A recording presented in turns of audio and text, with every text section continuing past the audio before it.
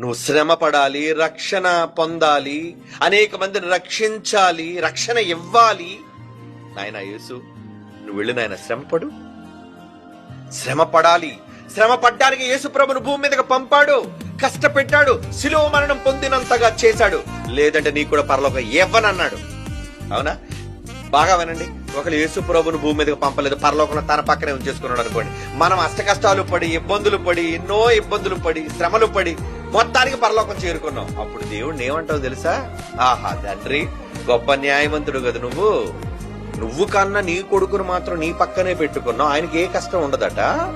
మేం మాత్రం పిల్లలుగా భూమి మీద ఉండి కష్టాలన్నీ పడి మేము రావాలా అని అడగరా? అడుగుతారు. అందుకు దేవుడు ఏమన్నాడు? కుడిపక్క చూశాడు, నాన్నగారు ఏంటి అలా చూస్తున్నారు? మరి నీకు కూడా పరలోకం రావాలి అంటే నువ్వు కూడా కష్టపడాలి నాయనా, శ్రమ పడాలి. మిగతా నా పిల్లల్లాగా నువ్వు నా కొడుకువే కదా. మరి వాళ్ళకి ఎలాగైతే కష్టపడితే పరలోకం ఇస్తారు, నువ్వు కూడా కష్టపడకుండా నీకు పరలోకం ఇవ్వను. కమాన్ మూవ్ అన్నాడు. That is father. ఈయన నా కొడుకండి, ప్రత్యేకంగా మాత్రం ఎక్కడికి పంపనండి, నా పక్కలో పెట్టుకుంటానండి అనలేదు. వెళ్ళో అన్నాడు. మారు మాట్లాడకుండా యేసుప్రభు వచ్చేసాడు. అందుకే పంపినట్టున్నాడు. చూడండి, వారి రక్షణకర్తన శ్రమల ద్వారా సంపూర్ణంగా చేయుటకు ఆయనకు తగును.